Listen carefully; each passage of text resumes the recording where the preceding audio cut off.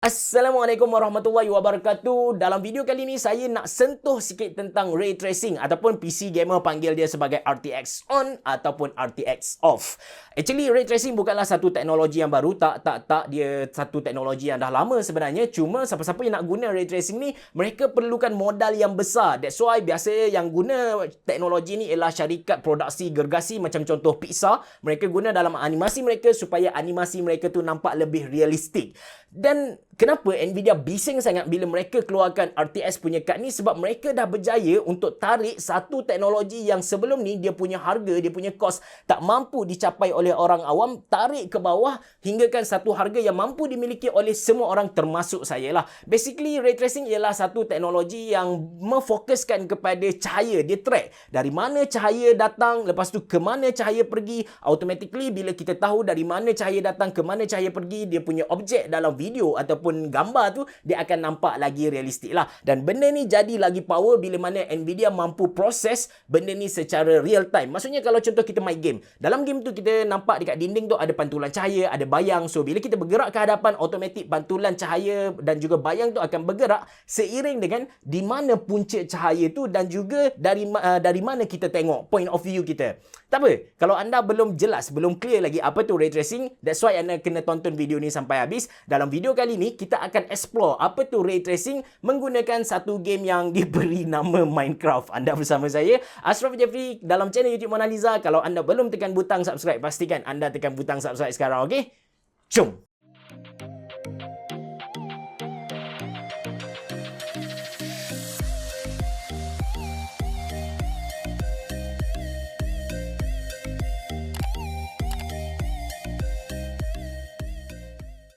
Sebelum kita mula, saya nak ingatkan kepada anda, bukan semua grafika Nvidia dapat support ray tracing, hanya grafika RTX series saja. Macam contoh MSI GeForce RTX 2080 Gaming X Trio ni.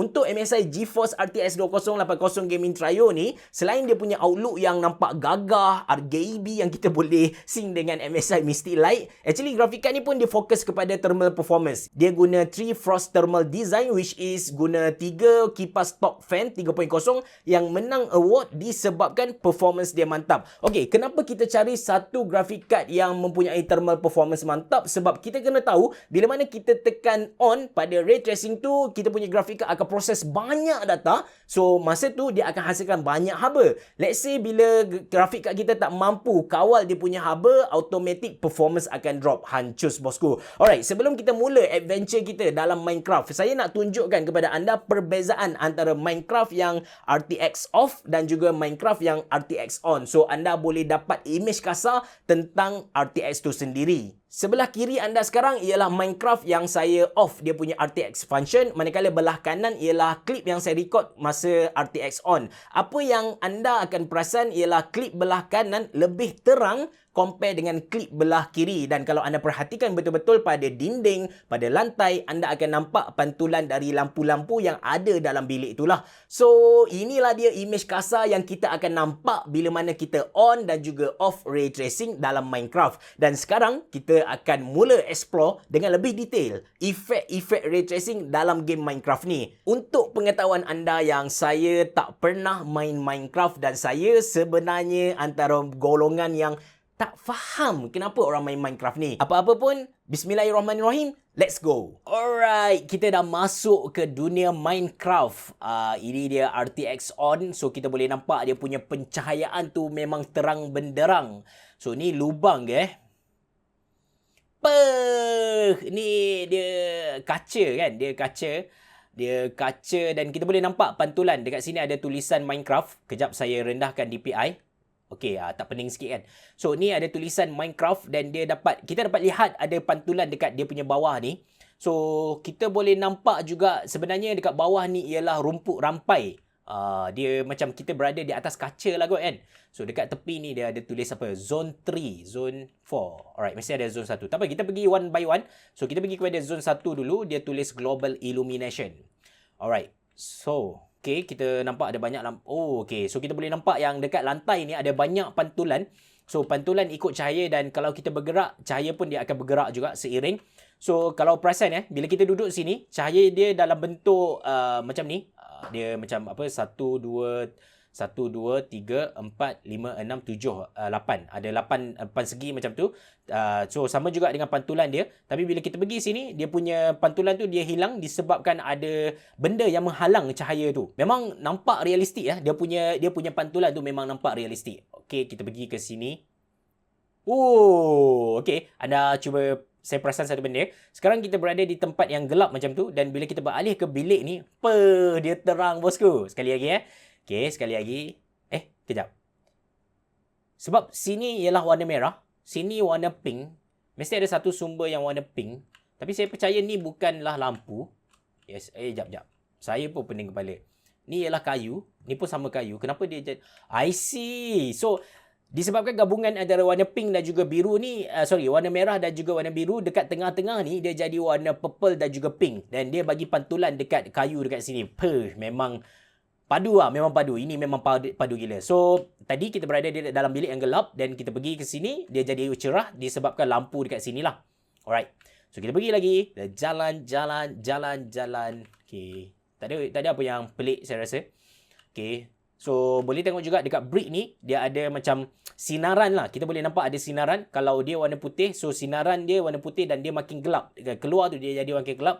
Kalau ni warna biru, so keluar tu dia dekat tengah ni, dia biru terang dan dia keluar dia malap sikit lah. Right, so back to lobby. Oh, tepi pun ada lagi. Dia tulis apa ni? Construction zone. Build your own lamp.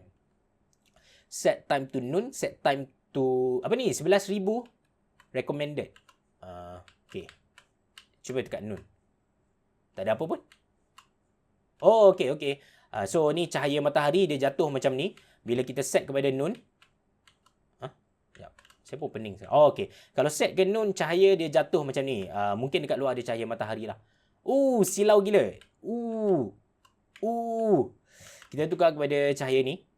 Cahaya yang 11,000 ni. So, kita boleh nampak cahaya masuk dari tepi sini. Tadi lubang tadi. Okay, lubang tadi dia dah tak jadi silau lah. Sebab punca cahaya tu tak ada dekat sini. Then, so kat sini sepatutnya silau lah. Betul. So, kat sini silau lah. Alright.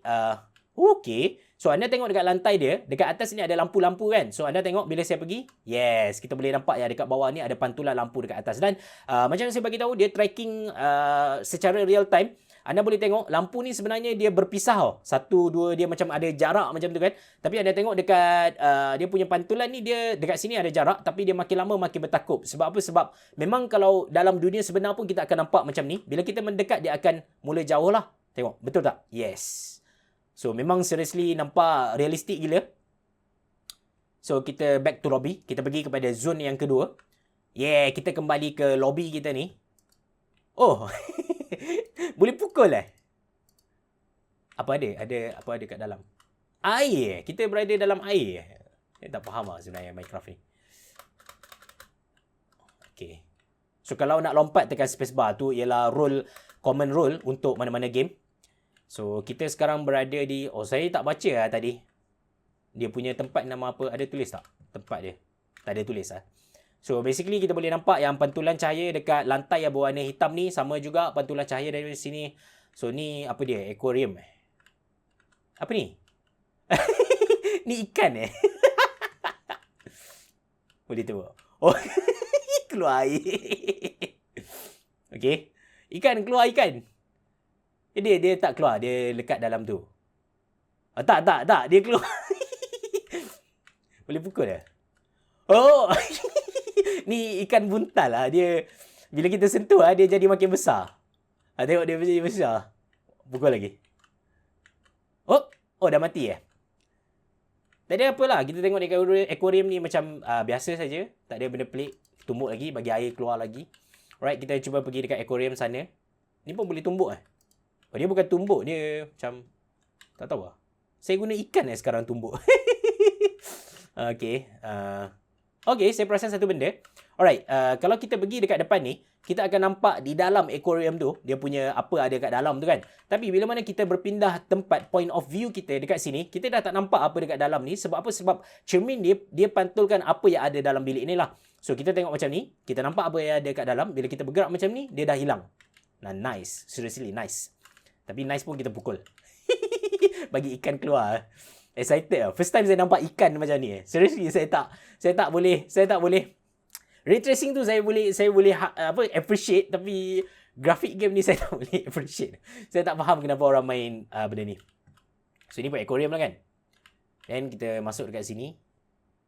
Oh, air ni dia menyebabkan, tengok dia basically dia fizik tu ada, game punya fizik tu ada. So kita tak boleh bergerak bila air laju. So ni ialah sama juga. Ni kita tak nampak apa-apa dekat sini. Dekat sini pun ada bunga teratai bunga indah. Dekat sini ada aquarium yang bawah ni. So ada lagi ikan buntal dekat sini. Ni apa ni? Apa ni? Ya, apa ni? Ni obo-obo. Ni obo-obo bosku. Tumbuk keluar obo-obo. Tengok dia keluar tak? Oh.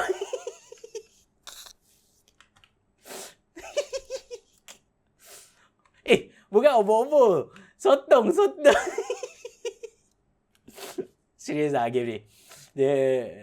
Actually, it's very fun sebab saya explore benda yang baru. Okay, kita kembali kepada lobby asal. Alright, saya perasan satu benda. Tadi saya dah perasan, cuma saya tak cerita kepada anda. So, dekat sini, actually punca cahaya dalam kita punya lobby ni ialah lampu-lampu yang ada dekat atas ni dan juga warna hijau, merah semua ni. Dan dekat sini, ada blok yang warna kuning tu kan. Kalau anda perasan, dekat sini ada pantulan blok warna kuning bila kita menjauh. So, bila kita dekat, blok warna kuning tu, pantulan blok warna kuning tu hilang. Sebab apa? Sebab dia ditutupi oleh blok ni, warna ni. Dan kita tembak, kita pukul lagi. So, kita boleh nampak dia punya pantulan tu lagi terang lah. So basically ray tracing ni bukan sahaja tentang pantulan, tapi dia juga tentang bayang. So sini saya tak baca lagi apa nama room ni. Tengok ada pantulan dekat sini. So kita nampak ada warna merah, hijau dan pantulan dekat sini. Dekat tepi-tepi dinding pun ada pantulan juga. Okay. So tak ada apa, nothing dekat sini. Alright. So sini nampak cantik sikit.